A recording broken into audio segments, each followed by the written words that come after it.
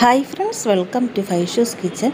ഇന്ന് നമുക്ക് വളരെ ടേസ്റ്റി ആയിട്ട് അതുപോലെ സിമ്പിളായിട്ടുള്ളൊരു പനീർ കറി തയ്യാറാക്കിയാലോ. ചപ്പാത്തിയിലൂടെ കഴിക്കാൻ അടിപൊളി ടേസ്റ്റാണ്. എല്ലാവരും ഒന്ന് ട്രൈ ചെയ്ത് നോക്കൂ.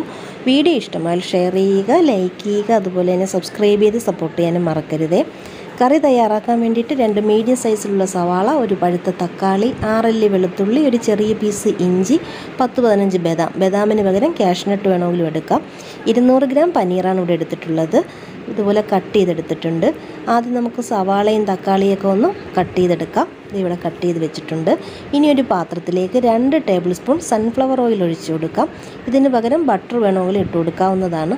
ഓയിൽ ചൂടായി വരുന്ന സമയത്ത് കട്ട് ചെയ്തെടുത്തിട്ടുള്ള ഇഞ്ചി, വെളുത്തുള്ളി, തക്കാളി, സവാള എല്ലാം കൂടെ ഇട്ട് ആവശ്യത്തിനുള്ള ഉപ്പും കൂടെ ചേർത്ത് നല്ലതുപോലെ ഒന്ന് വഴറ്റിയെടുക്കാം. ഒരുപാട് ബ്രൗൺ നിറമൊന്നും ആക്കേണ്ട ആവശ്യമില്ല. തക്കാളിയൊക്കെ നല്ലതുപോലെ വെന്തുടഞ്ഞ് വരണം. അതുപോലെ സവാളയും ഒന്ന് സോഫ്റ്റായിട്ട് വരണം. ഞാൻ നല്ലതുപോലെ ഒന്ന് വഴറ്റിയെടുത്തിട്ടുണ്ട്. ഇനി നമുക്കിതിലേക്ക് പൊടികൾ ചേർത്ത് കൊടുക്കാം. 1 ടീസ്പൂൺ മുളക് പൊടി, 1/2 ടീസ്പൂൺ മഞ്ഞൾപ്പൊടി. മല്ലിപ്പൊടിയൊന്നും ഇതിലേക്ക് ഇട്ട് കൊടുക്കുന്നില്ല. പൊടികളുടെ പച്ചമണം മാറുന്നത് വരെ ഒന്ന് വഴറ്റിയെടുക്കാം. ഇതിലേക്ക് ഞാനിവിടെ 1/2 ടീസ്പൂൺ ഗരം മസാലയും കൂടെ ചേർത്ത് കൊടുത്തിട്ടുണ്ട്. അതിൻ്റെ വീഡിയോ മിസ്സായിപ്പോയി. അതും കൂടെ ഇട്ടൊന്ന് വഴറ്റിയതിന് ശേഷം ബദാം ഇട്ട് കൊടുക്കാം. കാഷ്നട്ട് വേണമെങ്കിലും എടുക്കാവുന്നതാണ്. എന്നിട്ട് ഒന്ന് മിക്സ് ചെയ്തതിന് ശേഷം ഫ്ലെയിം ഓഫ് ചെയ്ത് തണുക്കാനായിട്ട് മാറ്റി വയ്ക്കാം. തണുത്തതിന് ശേഷം മിക്സിയുടെ ജാറിലേക്കിട്ട് 1/2 കപ്പ് വെള്ളവും കൂടെ ചേർത്ത് നല്ല സ്മൂത്തായിട്ടൊന്ന് അരച്ചെടുക്കാം. ഇതിവിടെ അരച്ചെടുത്തിട്ടുണ്ട്. ഇനി കറി തയ്യാറാക്കാനായിട്ട് തുടങ്ങാം. നമ്മൾ സവാള വഴറ്റിയ അതേ പാനിലേക്ക് 1 ടീസ്പൂൺ ഓയിൽ ഒഴിച്ചു കൊടുക്കാം.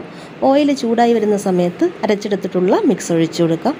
ഗ്രേവിക്ക് അനുസരിച്ചിട്ട് തിളച്ച വെള്ളം ചേർത്ത് കൊടുക്കുക. എത്ര ഗ്രേവി വേണോ അതിനനുസരിച്ച് തിളച്ച വെള്ളം വേണം ചേർത്ത് കൊടുക്കാൻ. പച്ച വെള്ളം ചേർക്കണ്ട. എന്നിട്ട് നല്ലതുപോലെ ഒന്ന് മിക്സ് ചെയ്തെടുക്കാം. ഈ കറിക്ക് നല്ലൊരു ടേസ്റ്റ് കിട്ടുന്നതിന് വേണ്ടിയിട്ട് 1 ടീസ്പൂൺ പഞ്ചസാര ചേർത്ത് കൊടുക്കണം. അത് ഒഴിവാക്കരുത്. പഞ്ചസാരയും കൂടെ ചേർത്ത് ഒന്ന് മിക്സ് ചെയ്ത് ഒരു 2 മിനിറ്റ് നേരം അടച്ച് വെച്ചൊന്ന് തിളപ്പിച്ചെടുക്കാം. ഞാനിതവിടെ നല്ലതുപോലെ ഒന്ന് തിളപ്പിച്ചെടുത്തിട്ടുണ്ട്. ഇനി നമുക്കിതിലേക്ക് 1/2 കപ്പ് പാല് ചേർത്ത് കൊടുക്കാം. നമ്മളിതിൽ ക്രീമോ ഒന്നും ചേർക്കുന്നില്ല. പാല് മാത്രമേ ചേർത്ത് കൊടുക്കുന്നുള്ളൂ. പശുവും പാലാണ് 1/2 കപ്പ് ചേർത്ത് കൊടുക്കുന്നത്. പാലും കൂടെ ചേർത്ത് ഒന്ന് മിക്സ് ചെയ്തിട്ട് നമുക്ക് പനീർ ഇട്ട് കൊടുക്കാം. എന്നിട്ടൊരു മീഡിയം ഫ്ലെയിമിൽ വെച്ച് 5 മിനിറ്റ് നേരം ഒന്ന് വേവിച്ചെടുത്താൽ മതി. പെട്ടെന്ന് തന്നെ പനീർ വെന്ത് കിട്ടും. ഒന്ന് അടച്ചു കൊടുക്കാം. അങ്ങനെ നമ്മുടെ വളരെ രുചികരമായിട്ടുള്ള പനീർ കറി ഇതവിടെ റെഡി ആയിട്ടുണ്ട്. നല്ലതുപോലെ ഒന്ന് കുറുകി വന്നിട്ടുണ്ട്.